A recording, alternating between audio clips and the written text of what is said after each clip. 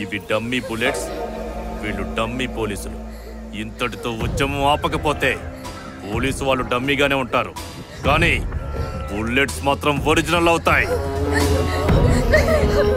ఇప్పటి నుంచి ఈ ఉద్యమం ఆపేయాలి. వినకుంటే ఈసారి నా మర్యాదని పీక్ స్టేజ్ లో చూస్తారు.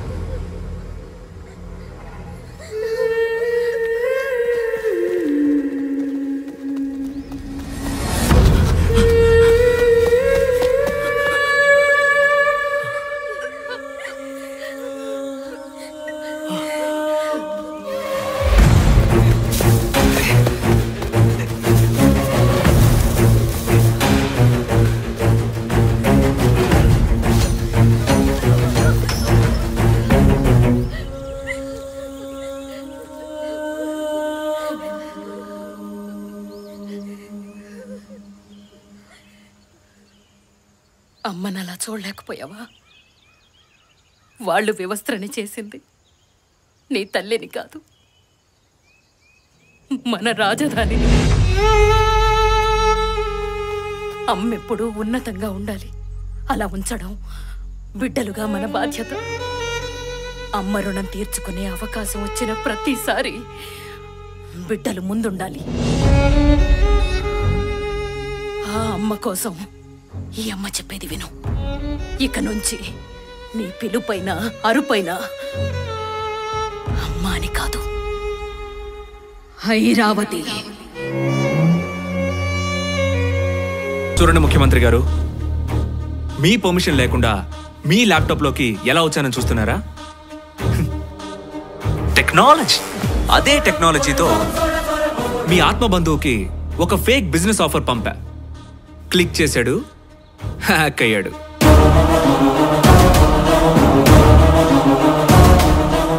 నీ అవినీతి పార్ట్నర్కి 16 years టీనేజ్ గర్ల్ ఫోటో పంపా. టెంప్ట్ అయ్యాడు.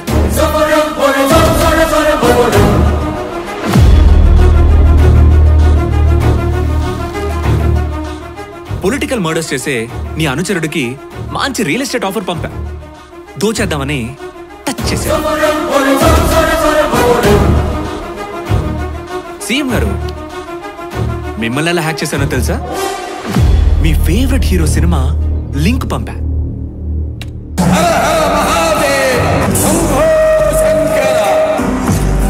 నంది ముందు రంగు మార్చిన పంది ఆరు కూతలకు వస్తే కపాలం పగిలిపోతే.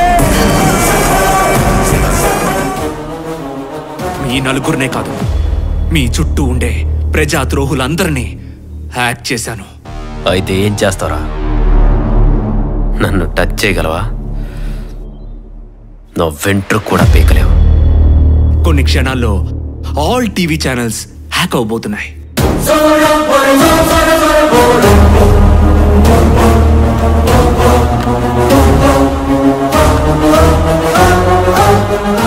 మనం రాజధాని ఎందుకు కట్టాలి? అదేమన్నా అంత ఈజీ పనా? దానికి ఎంత అనుభవం అవసరం? అది మన దగ్గర లేదు. ఒకవేళ కష్టపడి మనం ఎంత గొప్పగా కట్టినా మనోడు చెప్పినట్టు ఐరావతి అవతలవాడి బిడ్డ అవుతుంది, కానీ మన బిడ్డ అవ్వదు. సమన్యాయం పేరుతో 4 ప్రాంతాల ప్రజల్లో ఈగోని రెచ్చగొట్టండి. ప్రాంతాల మధ్య చిచ్చు పెట్టండి. ఒక ప్రాంతం వాళ్ళదైనా మిగిలిన 3 ప్రాంతాలు మనవే అవుతాయి.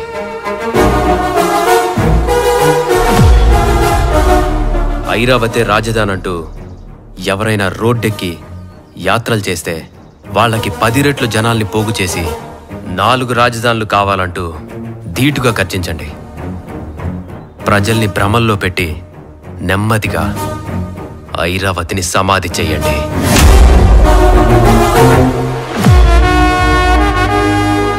జనాలకి ఐరావతి గుర్తొచ్చిన ప్రతిసారి కొత్త కొత్త ప్రాబ్లం సృష్టించి వాళ్ళని డైవర్ట్ చేయండి. పథకాలు వేస్తేనే కదా పదవి నిలబడేది. మన పరిపాలనని ప్రశ్నిస్తున్న వాళ్ళ ప్రాంతం వివరాలు సేకరించండి. వాళ్ళదే ప్రాంతం అయితే మన పార్టీలో అదే ప్రాంతం వాళ్ళతో దాడి చేయించండి. ఎదుటవాడికి బాగా కౌంటర్ వేసి వాళ్ళని మానసికంగా కుంగిపోయేలా చేసే మనోళ్ల అకౌంట్లు నింపేయండి. అడ్డొచ్చిన వాణ్ణి, అడ్డుకున్న వాణ్ణి అమ్మ నా బూతులు తిట్టమనండి. ప్రజల్లోకి అవే చాలా ఈజీగా రీచ్ అవుతాయి. ఎంత తిడితే అంతగా ఫ్యాన్స్ పెరుగుతారు. నోరు మంచిదైతే కాదు, నోరు పెద్దదైతేనే మనం చెప్పే అబద్ధం కూడా నిజమవుతుంది. రూల్స్ని మార్చేద్దాం. ఐరావతి భూముల్ని పేదవాడి పేరుతో మన పార్టీ కార్యకర్తలకు పంచేద్దాం. మా భూముల్ని పేదలకు పంచడం ఏంటి అని రైతులంతా మనల్ని వ్యతిరేకిస్తారు. మన రాజకీయం అర్థం కాక పేదవాళ్ళు మాత్రం మనల్ని దేవుడిగా కొలుస్తారు. ఐరావతిని సమర్థించే నాయకుల్ని అసహ్యించుకుంటారు. ఆ అసహ్యమే ప్రతి పేదవాడి ఓటు మనకి పడేలా చేసి గెలిపిస్తుంది. ప్రజలెప్పుడు మన దగ్గర చెయ్యి చాచి అడుక్కునే పరిస్థితుల్లో ఉండాలి. అప్పుడే మనం బలంగా తయారవ్వగలం, ప్రశాంతంగా ఉండగలం.